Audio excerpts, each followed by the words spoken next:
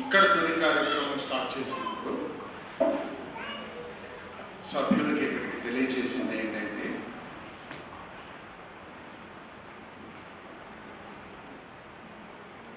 మనము సామాన్య మానవులను మంచి చేయాలి అని అనుకుంటూ ఉంటాము, మంచి చేయలేకపోతూ ఉంటాము, చెడు చేయకూడదు అని అనుకుంటా ఉంటాము, చెడు చేయకుండా ఉండలేకపోతున్నాము. జీవితంలో పురోభివృద్ధి సాధించాలి అని అనుకుంటూ ఉంటాము. ఏదో కారణం చేత పురోభివృద్ధిలో అడ్డంకులు వస్తున్నాయి, ఆరోగ్యానికి ఇబ్బందులు వస్తున్నాయి, ఆర్థికంగా ఇబ్బందులు వస్తున్నాయి, సామాజికంగా ఇబ్బందులు వస్తున్నాయి, కుటుంబంలో ఇబ్బందులు వస్తున్నాయి. వీటన్నిటికీ కారణము మనకు తెలియదు. అయినప్పటికీ మనం ఏమనుకుంటూ ఉంటామంటే, ఏదో కర్మానుభవంలో ఇవన్నీ తారసపడుతున్నాయి, ఈ కర్మ మూలంగా మనకి ఈ దుస్థితి, ఈ పరిస్థితి వస్తుంది అని చాలామంది అని అనుకుంటూ ఉంటాము. కానీ గురుదేవుడు తెలియచేసింది ఏమిటంటే, చైతన్యం మీద ఏర్పరచుకున్న సంస్కారపు ముద్రలు ఏవైతే ఉన్నాయో, ఈ ప్రయాణంలో మనం సముపార్జించుకున్న సంస్కారపు ముద్రలు మనల్ని ముందుకు వెళ్ళలేకుండా చేస్తాయి. పరిణామ క్రమంలో సముపార్జించుకున్నవి కానీ, లేక తెలిసి తెలియక మనం చేసిన విషయాల ద్వారా మనం సముపార్జించుకున్న సంస్కారాలు మనల్ని ముందుకు వెళ్ళలేకుండా చేస్తాయి. వీటిని మనము తొలగించుకోగలమా అని ప్రయత్నించినట్లయితే అది అసాధ్యంగా దాస్తుంది. గురుదేవుడు తెలియజేశారు, మీకు మీరుగా తొలగించుకోలేరు. ఎందుకంటే ఏ బంధనాలలో మునిగి ఉన్నారో మనకే తెలియదు. మనకే తెలియని విషయాల గురించి మనము దాన్ని ముడులు పెట్టుకోవడం, సంస్కారం నుంచి బయటికి రావడం అనేది సాధ్యపడదు. ఈ విషయాన్ని మన నిస్సహాయతని, హెల్ప్లెస్నెస్ సిచ్యువేషన్ని, హోప్లెస్నెస్ సిచ్యువేషన్ని అర్థం చేసుకున్న సద్గురువులు తెలియచేస్తూ ఉంటారు. ధ్యానము చేయండి, నామము చేయండి, మౌనంగా ఉండండి. అర్థమవుతూనే ఉంది ధ్యానం చేయాలి, ధ్యానములో ముందుకు వెళ్ళలేకపోవడం. అర్థమవుతానే ఉంది మౌనంగా ఉండాలి అని, మౌనంగా ఉండలేకపోవడం. అర్థమవుతుంది నామస్మరణ చేయాలని, చేయలేకపోవడం. అర్థమవుతుంది మనకి ఎదుటి వ్యక్తుల గురించి మనం తప్పుగా మాట్లాడకూడదు అని, తప్పుగా మాట్లాడతాను. ఇవన్నీ కూడా మనం కావాలని చేస్తున్నామా అంటే మాస్టర్ తెలియజేస్తారు, నిస్సహాయులై చేసేస్తున్నారు. మిమ్మల్ని మీరు కంట్రోల్ చేసుకోలేక, ముందుకు వెళ్ళలేక జరుగుతోంది. ఎంత అవగాహన ఉన్నప్పటికీ, ఎంత ఎరుక ఉన్నప్పటికీ, సిచ్యువేషన్ మన ముందుకు వచ్చేటప్పటికీ, ఆ పరిస్థితి మన ముందుకు వచ్చేటప్పటికీ, అప్పటి వరకు మనం చెప్పిన బుద్ధులు శుద్ధులు ఎక్కడికి వెళ్ళిపోతున్నాయో తెలియట్లేదు. మనము రియాక్ట్ అయిపోయి పరిస్థితి చేస్తాం. ఇవన్నీ గమనించి మాస్టర్స్ మనకు సహాయం చేయాలని వారు సంకల్పించి, ఎందుకంటే సృష్టి యొక్క భారాన్ని తగ్గించి తనంతట వాళ్ళుగా చేయాలనేదే కరుణామయుడైన తండ్రి యొక్క హృదయం. వారు ఏం చేశారు అంటే, మనం ఆయన చెప్పినవన్నీ ఏమీ చేయలేము అని, ఈ తుని కార్యక్రమాన్ని ఏర్పాటు చేశారు. ఈ తుని కార్యక్రమంలో మనం ఏం చేస్తున్నాము? సమిధలు తీసుకొని నేతిలో ఉంచి అగ్నిస్వరూపుడైన మెహర్ బాబా వారికి హృదయపూర్వకంగా సమర్పించుకుంటారు. మీరు ఈరోజు గమనించినట్లయితే మీరు తుని ముందు మీరు వెళ్ళి సమిధలు వేస్తూ ఉన్నప్పుడు మీరు అగ్నిస్వరూపుడైన మెహర్ బాబా వారు తప్ప మీ ముందు ఎవరూ ఉండకూడదు అనేది నియమం. అంటే ఆత్మకి పరమాత్మకి ఉంటే సంబంధం ఎస్టాబ్లిష్ అవుతుంది. ఆ ఏకత్వ భావన జీవ బ్రహ్మ ఐక్యతానుభవానికి సంబంధించిన కార్యక్రమం. దీనికి గురుదేవులు ఏం చెప్పారంటే, నువ్వు ఒక్కడివే వస్తే సహాయం అందదంటే ఒక్కడిగా రావచ్చు, భార్యాభర్తలు రావచ్చు, కుటుంబ సభ్యులు రావచ్చు, తెలివి గలవాళ్ళు రావచ్చు, తెలివి లేని వాళ్ళు రావచ్చు, అజ్ఞానులు రావచ్చు. ఏ కులానికి ఏ మతానికి దేనికి ఏది మట్టు లేదు. ఎవరైనా వ్యవసాయదారులు, ఉద్యోగస్తులు, వ్యాపారస్తులు, ఏమీ పని చేయకుండా గాలికి తిరుగుతున్నాడు ఎవరైనా సరే తుని కార్యక్రమంలో పాల్గొని సద్గురుదేవుల గారి యొక్క అనుగ్రహాన్ని స్వీకరించడానికి ప్రతి ఒక్కళ్ళు అర్హులే అని తెలియజేశారు. అంటే అంత స్పష్టంగా తెలియజేశారు. మీకు తెలిసినా తెలియకపోయినా మీ అర్హత ఏంటో తెలుసా? నాకు అన్నీ తెలుసు, అందుకని నేను అవతార పురుషుడిని ఆశ్రయిస్తున్నాను, నాకు అన్నీ తెలుసు, నేను అందుకని సద్గురుదేవుని ఆశ్రయిస్తున్నాను అనడం నీ అర్హత కాదు.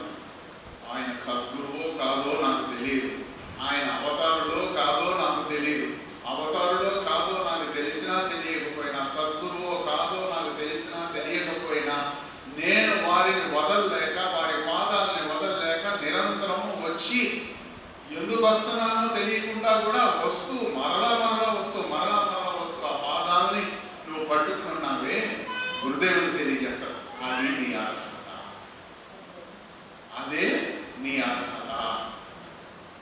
నీ అర్హత ఆయన తెలియజేస్తారు మాస్టర్ ఇక్కడ. నీ అర్హత నీవు లేదనుకున్నప్పటికీ కూడా నీకు అర్హతను ఇచ్చి నిన్ను నా వంతటి వాణ్ణి చేయటం అనేదే నేను తీసుకుని నిర్వహిస్తున్న కార్యక్రమం. నీకు అర్హత లేదన్న సంగతి నాకు తెలుసు, అయినప్పటికీ నీకు అర్హతనిచ్చి నిన్ను నీ ద్వారా కార్యక్రమాన్ని చేయించి నిన్ను నా అంతటి వాడిగా చేయగలగడం అనేది నేను చేపట్టి నిర్వహిస్తున్న కార్యక్రమం. సో ఈ తుని కార్యక్రమంలో నువ్వు పాల్గొంటావు. పాల్గొన్నప్పుడు ఏం జరుగుతుంది, ఏమిటి, ఎలాగ నేను మన వాళ్ళందరూ ఏంటంటే ఇవాళ మేధస్సు బాగా పెరిగిపోయింది, ఇంటలెక్ట్ బాగా పెరిగిపోయింది. ఇంటలెక్ట్ పెరిగిపోయి మేము వస్తున్నాము, నేతిలో ఉంచి సమిధలు వేస్తున్నాం, బాగానే ఉంది. నేతిలో ఉంచి వేసిన సమిధలు నాకు సహాయం ఎలాగ అవుతుంది, నాకు ఎలాగ తెలియబడుతుంది అని మాస్టర్ని అడిగారు, సద్గురుదేవుని అడిగారు. అడిగినప్పుడు సద్గురుదేవుడు తెలియజేసింది ఏమిటి అంటే, అది నీకు తెలియబడదు, నీ పక్కనాళ్ళకి తెలియబడుతుంది అన్నారు. నా పక్కనాళ్ళకి తెలియబడతాం అంటే ఏంటి గురుదేవా?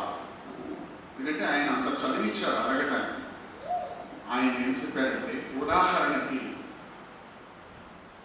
నాకు కోప స్వభావం ఎక్కువగా ఉంటుంది, గుర్తునే కోపం వస్తుంది, ఎందుకు వస్తుందో తెలియదు, రైటా? ఆ కోపం వచ్చినప్పుడు నేను ఎలా మాట్లాడతానో నాకు తెలియదు, ఎలా మనుషుల్ని గాయపరుస్తానో నాకు తెలియదు, వచ్చేస్తుంది. అది నా సహజ స్వభావం. ఉదాహరణకి చెప్పాను, అది నా సహజ స్వభావం. ఈ సహజ స్వభావంతో ఉన్న నేను మరి నేను ఇలాంటి మనిషిని కదా, నన్ను నేను కంట్రోల్ చేసుకోలేని మనిషిని కదా నేను నీ దగ్గరికి ఎలాగొచ్చాను, నాకున్న అర్హత ఏంటి అని గురుదేవుని అడిగితే గురుదేవులు నవ్వుతూ చెప్పారు, మీరందరూ కూడా ఇక్కడికి వచ్చిన వాళ్ళందరూ కూడా తంతే గారెల బొట్లో వచ్చి పడ్డారు అది మీ అర్హత. దాని అర్థం ఏంటో నాకు తెలియదు, కానీ గురుదేవుడు తెలియజేసిన విషయాన్ని మీ ముందు ఉంచుతున్నాను. మీరందరూ కూడా తంతే వచ్చి గాలి రోడ్లో పడ్డారు. సో మీరందరూ ఈ కార్యక్రమంలో పాల్గొంటున్నప్పుడు ఈ కార్యక్రమం యొక్క విశిష్టత మీకు ఎలా తెలియబడుతుందని తెలియజేశారంటే, ఈ కోప స్వభావం ఇంతకు ముందు అంటే నేను ధ్వనిలో నిరంతరము పాల్గొనటానికి ముందు నా కోప స్వభావం ఏం చేస్తూ ఉండేదంటే ఇతర మనుషుల్ని గాయపరిచి బాధ పెడుతూ ఉండేది. ఇప్పుడు అదే స్వభావం మారుతుందంటే మారినట్లుగా నాకు కనపడదు. కానీ నాతో పరిచయం ఉన్న వ్యక్తులు ఉన్నారు కదా, నా చుట్టుపక్కల ఉండి నాతో స్నేహితులుగా కానీ సన్నిహితులుగా కానీ లేదంటే బంధువులుగా కానీ లేదంటే పరిచయస్తులుగా కానీ నా గురించి తెలిసిన వాళ్ళందరూ ఉన్నారు కదా, వాళ్ళు అబ్జర్వ్ చేస్తూ ఉంటారు. ఎందుకంటే ఈ కోపం వచ్చిందంటే ఇది ఏం మాట్లాడతాడో, ఎలా మాట్లాడతాడో, ఎలా వ్యక్తీకరిస్తాడో తెలియదని అనుకుంటారు. వాళ్ళందరికీ తెలియబడుతున్నారు ఏమిటి, ఇదే సిచ్యువేషన్ ఒక పరిస్థితి ఇంతకు ముందు వచ్చినప్పుడు ఆ వ్యక్తి బిహేవ్ చేసే విధానం వేరు. అదే సిచ్యువేషన్ సద్గురుదేవుల వారి యొక్క దివ్య కార్యక్రమంలో పాల్గొంటూ ఉన్నప్పుడు ఆ సిచ్యువేషన్ అతనికి తారసపడితే ఆ వ్యక్తి వ్యక్తీకరించే విధానం వేరు. రియాక్షన్ ఉండదు, రెస్పాన్స్. అంటే మనిషి త్వరపడి మాట అనబోయే ముందు ఆలోచించి దానికి సంబంధించిన పరిశోధన చేసి ఇది మాట్లాడొచ్చా మాట్లాడకూడదా అనే విచక్షణ జ్ఞానాన్ని ఉపయోగించుకొని నెమ్మదిగా ఒక్క రోజులో వస్తుందా, ఒక్క రోజులో రాదు, కానీ తుని కార్యక్రమంలో క్రమము తప్పకుండా పాల్గొంటూ ఉండే వాళ్ళకి అంటే అర్హత ఏంటి, మీ అర్హత ఏంటో తెలుసా, మీ చేతగానితనం మీ అర్హత. మీరెందరూ చేతగాని వాళ్ళని దయతలిచి ఇక్కడ మీ అందరినీ మీరెవరికి చేత కాదు, ధ్యానం చేయటం చేత కాదు, నామం చేయటం చేత కాదు, లేదు మౌనంగా ఉండటం చేత కాదు, ఈ చేత కాదని మీకు తెలిసి మిమ్మల్ని చేతైన వాళ్ళుగా చేయగలగానే అనే ఉద్దేశంతో మీ అందరి మీద కరుణతో ఏర్పాటు చేసిన కార్యక్రమం తుని. అది తుని యొక్క విశిష్టత. నెమ్మదిగా మనలోనే మార్పు వస్తుంది. ఈ మార్పు వస్తుందని నాకు ఎలాగంటే నాకు కూడా తెలవాలి కదా, పక్కన తెలిస్తే ఎట్లా సరిపోతుంది, నాకు కూడా తెలవాలి కదా. నెక్స్ట్ క్వశ్చన్ గురుదేవుని అడిగారు, నీకు కూడా తెలియబడుతుంది ఎలా? ఇప్పుడు చెప్పారు మన మేలుకొలుపులో చెప్పిన ఈ విషయాన్ని ఈ ధ్వని పరంగా చెప్పారు. ఎలా చెప్పారు అంటే మనము సంస్కారము అనబడే ఒక ఆ ముద్రల చేత బంధించబడి మన యొక్క మాట కానీ చేత కానీ వ్యక్తీకరణ కానీ ఉంటుంది. ఎప్పుడైతే నువ్వు ధ్వని కార్యక్రమంలో పాల్గొంటున్నావో ఆ పాల్గొనే హృదయపూర్వకంగా నువ్వు సమర్పణ చేస్తున్నావో, ఏం సమర్పణ చేస్తున్నావు, నీకు అడ్డుపడుతూ ఉన్న సంస్కారము ఏమని ఏ హృదయంతో మనం అంటున్నాం, గురుదేవా నేను ఆర్థికంగా ముందుకెళ్ళలేకపోతున్నాను, సామాజికంగా ముందుకెళ్ళలేకపోతున్నాను, అకాడమిక్గా ముందుకెళ్ళలేకపోతున్నాను, లేదంటే ఆధ్యాత్మిక పరంగా ముందుకెళ్ళలేకపోతున్నాను, ఏదో రకమైన దీంతో ఈ నన్ను అడ్డుపడుతూ ఉన్న ఈ సంస్కారాన్ని మీరు స్వీకరించి మీరు మీ దగ్గరికి చేర్చుకోండి అనే హృదయంతోనే వారికి సమర్పణ చేసుకోండి. అప్పుడు ఏం జరుగుతుందంట, ఎప్పుడైతే అగ్ని సంస్కారాన్ని స్వీకరించిందో ఆ సంస్కారాన్ని అగ్ని కాల్చేస్తుంది, మసి చేసేస్తుంది. అగ్నికి మసి అంటదు, సంస్కారం క్లీన్ అయిపోయింది. ఎప్పుడైతే నువ్వు తుని కార్యక్రమంలో వేశావు అప్పుడు ఏం జరుగుతుందంట, అప్పటి వరకు మెదడులో మూసుకుపోయి ఉన్న సెల్స్, సంస్కారానుగుణ్యంగా మూసుకుపోయి ఉన్న బ్రెయిన్లో ఉన్న సెల్స్ ఏవైతే ఉన్నాయో మాస్టర్ తెలియజేశారండి, ఆ సెల్స్ నెమ్మదిగా ఓపెన్ అవుతాయి. మీ బ్రెయిన్లో ఉన్న సెల్స్ నెమ్మదిగా ఓపెన్ అవుతాయి.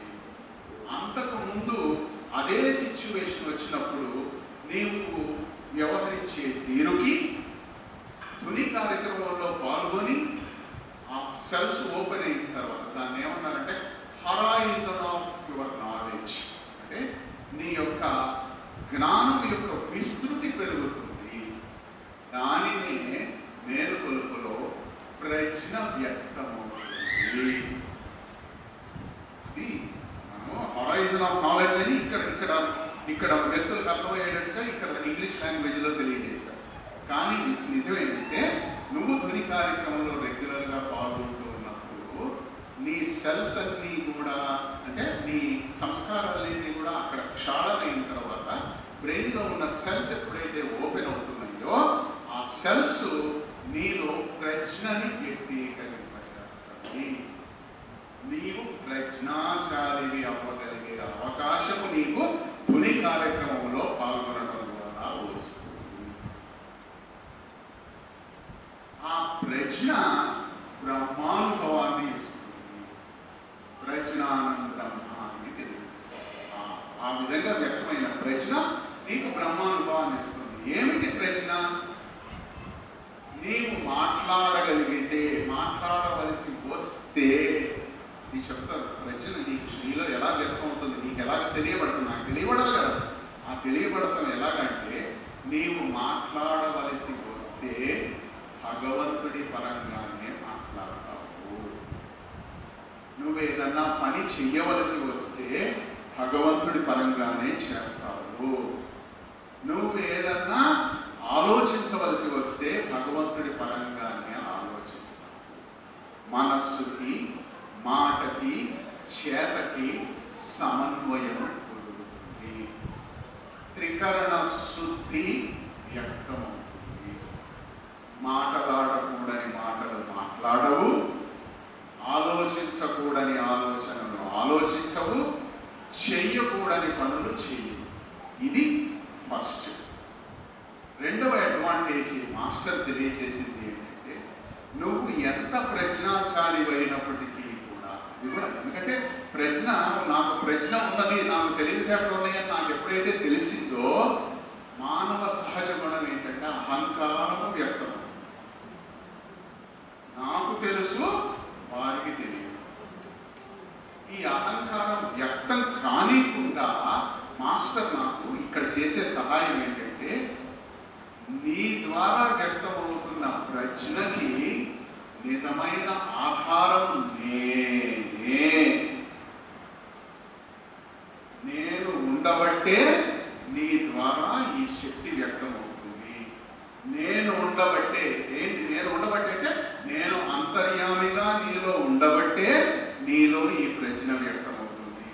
నేను అంతర్యామిగా నీలో ఉండబట్టే నీలో ఈ శక్తి వ్యక్తమవుతుంది. నేను అంతర్యామిగా ఉండబట్టే నీవు సంతోషంగా ఉండగలగటమే కాకుండా నీ చుట్టుపక్కల వాళ్ళని సంతోషంగా ఉండగలిగే సమర్థత నీకు వస్తుంది. ఇలా రావడానికి ఆస్కారం ఇచ్చేది రెండవ బెనిఫిట్, ధ్వని కార్యక్రమంలో పాల్గొనడం ద్వారా. ప్రజ్ఞ, ఈ విధముగా వ్యక్తమైన ప్రజ్ఞ, నీ జీవితంలో వ్యక్తమైన ప్రజ్ఞ నువ్వు అలాగే ఉండవు. మీకు చిన్న ఎగ్జాంపుల్ చెప్తాను, ఎందుకంటే అర్థం అవ్వటానికి. నారద మహర్షి తర్వాత దుర్వాస మహర్షి గురించి మీరు వినే ఉంటారు. నారద మహర్షి అంటే తంపులు పెట్టేస్తాడు అనుకుంటారు. దుర్వాస మహర్షి అంటే ఉత్తునే కోపం వచ్చేస్తుంది అని అనుకుంటారు. నారద మహర్షికి దుర్వాస మహర్షి ఇద్దరు సద్గురువులు. సద్గురువుగా వ్యక్తమైన వారి స్వభావం ఏమన్నా మారిందా? స్వభావం ఏం మారలేదు. కానీ ఆ స్వభావాన్ని అలాగే ఉంచుతారు. మనంగానే ఉన్నట్లుగా కనపడతాం బయటికి. కానీ మన ద్వారా వ్యక్తమయ్యే, నోటి ద్వారా వ్యక్తమయ్యే విషయము, ఆలోచన ద్వారా వ్యక్తమయ్యే విషయము, వ్యవహారం చేసే ద్వారా వ్యక్తమయ్యే విషయము ప్రజ్ఞగా వ్యక్తమవుతుంది. 10 మందికి ఉపయోగపడి దైవీ కార్యక్రమముగా వ్యక్తమవుతుంది.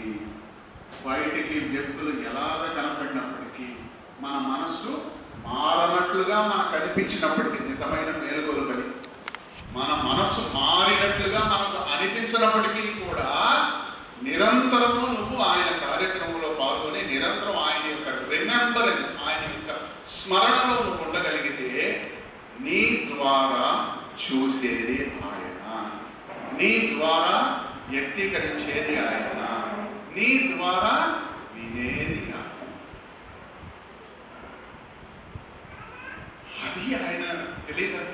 ధ్వని కార్యక్రమంలో పాల్గొంటే ఇవన్నీ బయటికి మనం ఇన్ని పుస్తకాలు చదివేసుకొని ఇది ఇది ఇది ఇది అని మాట్లాడుకుంటాం. ఏమీ అక్కర్ లేకుండా ధ్వని కార్యక్రమం రెగ్యులర్గా మీరు వచ్చి పాల్గొనగలిగే అవకాశం మీకు ఉన్నట్లయితే రండి. అవకాశం ఉన్నప్పుడు ఒక్కడిగా రండి, అవకాశం ఉన్నప్పుడు కుటుంబ సభ్యులతో రండి, అవకాశం ఉన్నప్పుడు ఫ్రెండ్స్తో రండి, అవకాశం ఉన్నప్పుడు శత్రువులతో రండి. నీవు నిజంగా గిఫ్ట్ ఎవరికైనా ఇవ్వదలుచుకుంటే, ఎందుకంటే మాస్టర్ తెలియజేస్తారు, నీవు భగవంతుడిని ఎప్పుడు ఎలా ప్రేమించాలి అంటే, నువ్వు ప్రేమించలేని వాడిని ప్రేమించడం మొదలు పెట్టడం ద్వారా భగవంతుడిని ప్రేమించడం. ఇది చేయమంటారు. ఎంత చెప్పడం అంత ఈజీనా మనం చేయటం, కానీ అది చెయ్యాలి, అదే చెయ్యాలి. మాస్టర్ తెలియజేస్తారు. నువ్వు వెళ్ళి ఇలాగా కావలించుకుని మాట్లాడాల్సిన అవసరం లేదు. నీ శత్రువుకి నువ్వు సహాయం చేయాలనుకుంటే మెహరీలో పంపించు. నీ శత్రువుకి నువ్వు సహాయం చేయాలంటే అవతారం పంపించు. నీ శత్రువుకి నువ్వు సహాయం చేయాలనుకుంటే మెహరీలో పంపించు.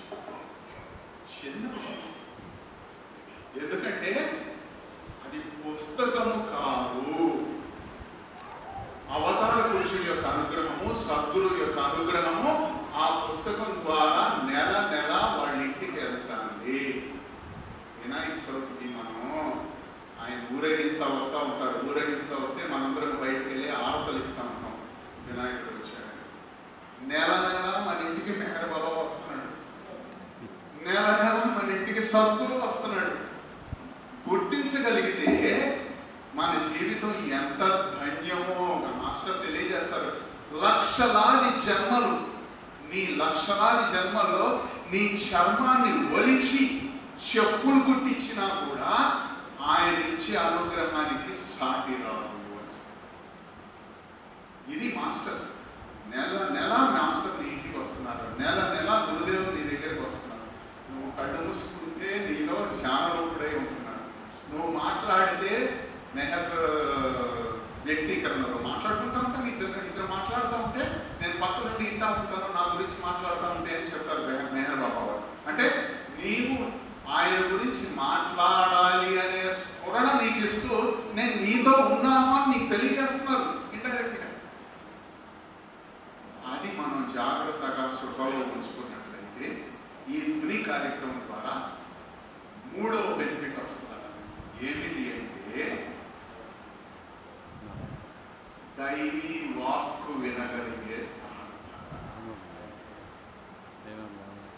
దైవీ వాక్కు వినగలిగే సమర్థత అంటే చెవులుండి వినకుండా ఉండగలిగే సమర్థుడు ఎప్పుడవుతావో, నోరుండి మాట్లాడగలిగే సమర్థత నుండి కూడా మాట్లాడకుండా ఎప్పుడు ఉండగలుగుతావో, చూడగలిగి చూడకుండా ఉండగలిగే సమర్థత నీకు ఎప్పుడు వస్తుందో అప్పుడు అంతర్ప్రబోధము అంటారు, ఇన్ట్యూషన్ అంటారు.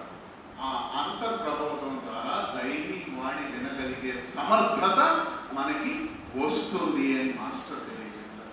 ధ్వని కార్యక్రమంలో ఇవన్నీ ఒక రోజులో వస్తాయా, మీకు వస్తున్నాయా, నెక్స్ట్ క్వశ్చన్స్ మీకు వస్తున్నాయా, మీకు తెలియబడుతున్నాయా, మీరు ఇలాగ వస్తున్నారా, మీరు ఇలాగ చేస్తున్నారా, ఇవే కదా మనకి వచ్చేవి.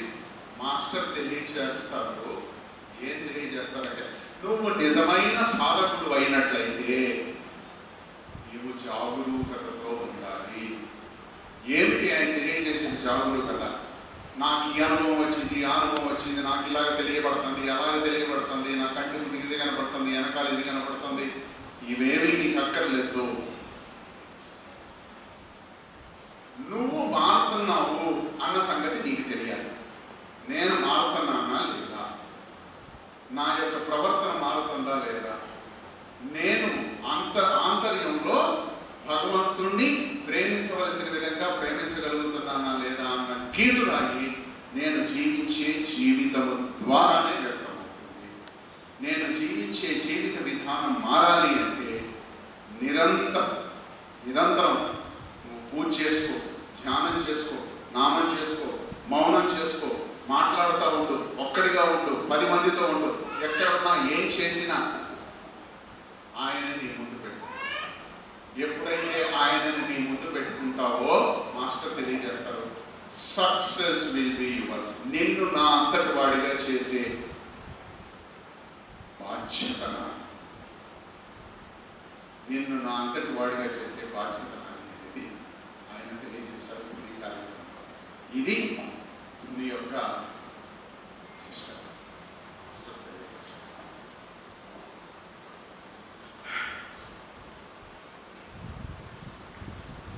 ఇది ఒక పాయింట్. అయితే రంగరాజ్ మాస్టర్ గారు కథల ద్వారా మెసేజ్ ఇచ్చారు. ఒక చిన్న కథ చెప్పి నేను ముగిస్తాను. మీరు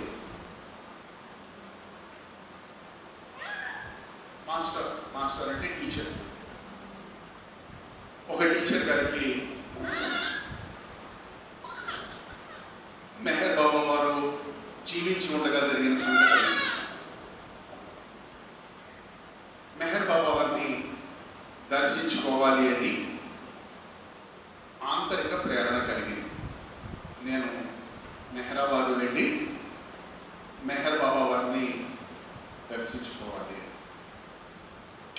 కానీ ఆ సమయంలో మెహర్ బాబా వారు ఆయన ఆంతరిక కార్యక్రమంలో ఉండి దర్శనాలు అనేది చాలా చాలా చాలా చాలా తక్కువ మందికే దర్శనాలు ఇస్తున్నారు. అలాగా మెహర్ బాబా వారిని దర్శించుకోవాలని అనుకుంటున్నాను, నాకు అవకాశం ఉంటుందా అని ఆ టీచర్ గారు మెహర్ బాబా వారి మండల సభ్యులకి ఫోన్ చేసి అడిగారు. అడిగితే వారు తెలియజేశారు, వ్యక్తిగత దర్శనాలు మెహర్ బాబా వారు ఇవ్వటం లేదు, సామూహిక దర్శనాలు ఆయన ఇస్తున్నారు. కానీ ఆ సామూహిక దర్శనాలు కూడా చాలా తక్కువ మందికి ఇస్తున్నారు. నువ్వు ఒక పని చెయ్యి, ఒక 6-7 రోజుల్లో షోలాపూర్ అనే ఒక ఊరు ఉంది మహారాష్ట్రలో. షోలాపూర్ నుంచి మెహర్ బాబా వారిని దర్శించడానికి ఒక గ్రూప్కి మెహర్ బాబా వారు పర్మిషన్ ఇచ్చారు. నేనుగా నీకు మెహర్ బాబా వారి దగ్గర అపాయింట్మెంట్ ఇప్పించలేను. నువ్వు ఒక పని చెయ్యి, ఆ గ్రూప్ ఏ గ్రూప్ అయితే రాబోతుందో ఆ గ్రూప్కి ఫోన్ చేసి, అందులో లీడర్కి ఫోన్ చేసి నిన్ను వాళ్ళ గ్రూప్లో చేర్చుకుని నువ్వు వాళ్ళతో పాటు నువ్వు రాగలిగేటట్టుగా వాళ్ళు అనుమతిస్తారా అన్న విషయాన్ని కనుక్కో అని చెప్పారు. సరే, అట్లీస్ట్ అది సులువు దొరికింది కనుక షోలాపూర్లో ఆ టీం లీడర్కి ఫోన్ చేశారు.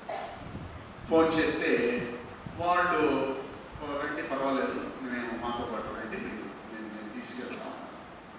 సంతోషపడిపోయాడు. ఓకే, నాకు ఆంతరిక ప్రేరణ వచ్చింది, మెహర్ బాబా వారు పర్మిషన్ ఇచ్చారు, వాళ్ళు కూడా యాక్సెప్ట్ చేశారు. సో ఇంకొక 4 రోజుల్లో 5 రోజుల్లో నేను బయలుదేరి మెహర్ బాబా వారి దర్శనానికి వెళ్ళాను. కానీ టీచర్ కదా, టీచర్ అనేటప్పటికి స్కూల్ ఉంటుంది, స్కూల్ అనేటప్పటికి పిల్లలు ఉంటారు, పిల్లలు అనేటప్పటికి లీవ్ తీసుకోవాలి. లీవ్ తీసుకోవాలంటే హెడ్ మాస్టర్ ఉంటాడు. హెడ్ మాస్టర్ దగ్గరికి వెళ్ళాడు, అయ్యా నాకు లీవ్ కావాలి. లీవ్ ఇవ్వను అన్నాడు ఆయన. ఎవరు? హెడ్ మాస్టర్ గారు, నేను లీవ్ ఇవ్వను అన్నారు. సరే, ఇంకా 4 రోజులు ఉంది కదా, ఇవ్వడం కూడా బాగలేదేమో, రేపు అడుగుదామని మళ్ళీ 2వ రోజు అడిగాడు. 2వ రోజు అడిగితే 2వ రోజు కూడా ఇంకేమన్నా వద్దని ఒకసారి చెప్పిన తర్వాత అర్థం కావటం లేదా, డిఈఓ గారు ఇన్స్పెక్షన్కి రాబోతున్నారు, అన్ని రికార్డ్స్ రెడీగా ఉంచాలి, ఏ రికార్డ్స్ అడుగుతారో తెలీదు, నువ్వేమో సీనియర్ పర్సన్వి, నువ్వేమో లీవ్ కావాలనేసి వెళ్ళిపోతానంటే ఎట్లా కుదురుతుంది? ఎట్టి పరిస్థితుల్లో లీవ్ ఇవ్వను, ఎట్టి పరిస్థితుల్లో లీవ్ ఇవ్వను.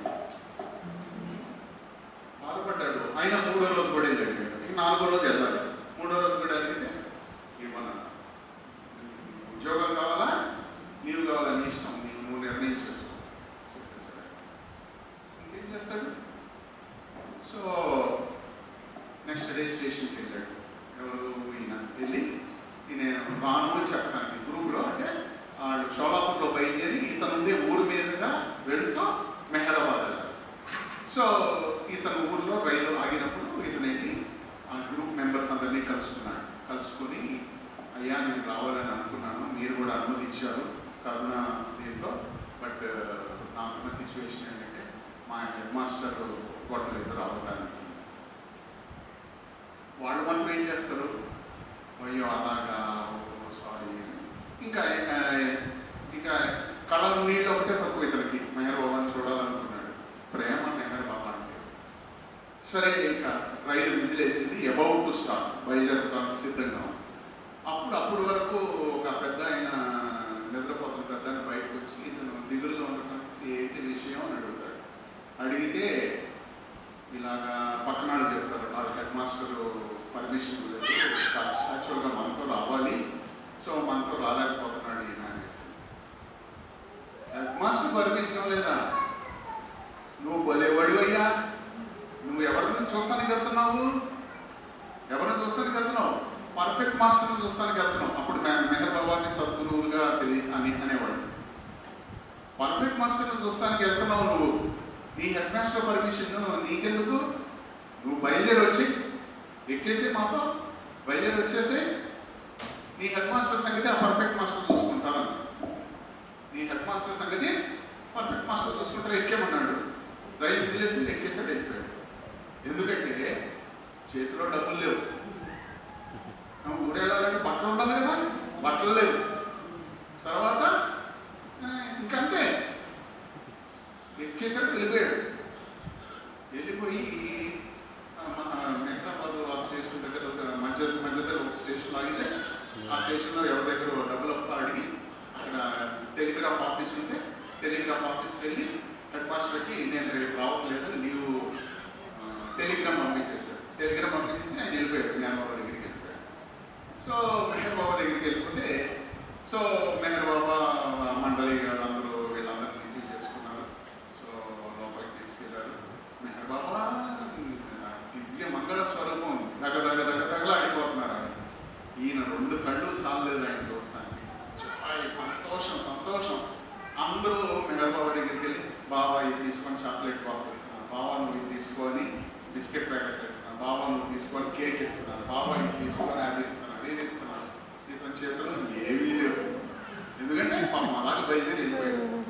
ఈయన వంతు వచ్చేటప్పుడు మెహర్ బాబా ఇలా చూశాడు, ఏం చేస్తాడు లేచి జయ బాబా మా బాబా చిరునవ్వు చేసి పక్కన తిరిగి మాట్లాడేసుకుంటా ఉన్నాడు. ఇంకా ఆయన ఇంకా చాలు, ఈ దర్శనమే చాలు, కంటి 2 కళ్ళ నిండా ఆయన దర్శనం చేసుకున్నాను, పని అయిపోయింది అంటున్నారు. పని అయిపోయింది. నెక్స్ట్ మరి స్కూల్కి వెళ్ళాలి కదా, స్కూల్కి వెళ్తే హెడ్ మాస్టర్ ఉన్నారట. ఏంటి నేను చెప్పినా కూడా లీవ్ పెట్టుకుని వెళ్ళిపోయావు, నేను చెప్పినా కూడా నువ్వు లీవ్ పెట్టుకుని వెళ్ళిపోయావు ఏంటి, ఏం మాట్లాడాలి జై బాబా అని నేను. ఓ హెడ్ మాస్టర్ అంటారు, ఓ చాలా సిన్సియర్ వర్కర్వి, నువ్వు చాలా సిన్సియర్ వర్కర్వి. ట్రాన్స్ఫర్మేషన్ చూడండి, నువ్వు చాలా సిన్సియర్ వర్కర్వి. ఎంతో అవసరం ఉంటేనే తప్పితే నేను వద్దన్నా కూడా నువ్వు లీవ్ పెట్టి వెళ్ళావు అంటే దీనికన్నా కూడా ఎంతో ముఖ్యమైన పని ఉంటేనే తప్ప నువ్వు వెళ్ళవు అని నాకు అర్థమైంది. నీ టెలిగ్రామ్ రాగానే నేను నీకు లీవ్ శాంక్షన్ చేసేసాను, పోయి పని చూసుకున్నాను అంటే అప్పటి వరకు నువ్వు అయితే ముందు లేకపోతే ఉద్యోగం రిజైన్ చేసి వెళ్ళిపో అన్న ఆయన అలాగే చెప్పాడు. ఈయనకి అసలు ఏంటిది, that's how it happens like. అయితే ఇక్కడ మనందరికీ ఇక్కడ గురుదేవుడు ఇచ్చే మెసేజ్ ఏమిటంటే, బాబా బాబా అంటూ బాధ్యత మర్చిపోతావా, బాబా బాబా అంటూ నీకు ఇవ్వబడిన బాధ్యతను వదిలేస్తావా, బాధ్యత అంటూ బాబాను వదిలేస్తావా? అది క్వశ్చన్. బాబా బాబా అంటూ బాధ్యతను వదిలేస్తావా, బాధ్యత అంటూ బాబాను వదిలేస్తావా? ఇది మన ముందు ఎప్పుడు మన ముందు తారసపడే సమస్య. అంటే ఒక ఇన్సిడెంట్గా మన ముందు చెప్పినప్పటికీ కూడా మనకు ముందు ఎప్పుడు తారసపడే సమస్య ఏంటంటే అన్సర్టెనిటీ. ఏం జరుగుతుందో తెలియదు, జరుగుతుందో జరగదో తెలియదు, అయినా నిర్ణయాలు తీసుకోవాల్సిన స్థితి వస్తుంది. అలాంటి పరిస్థితుల్లో నువ్వు చేయవలసింది ఏమిటి అంటే బాధ్యత బాబా మీద పెట్టు. బాధ్యత అంటే నువ్వు గురువుకి అవతారుడికి బంధించి ఉండబడటమే నిజమైన స్వేచ్ఛ.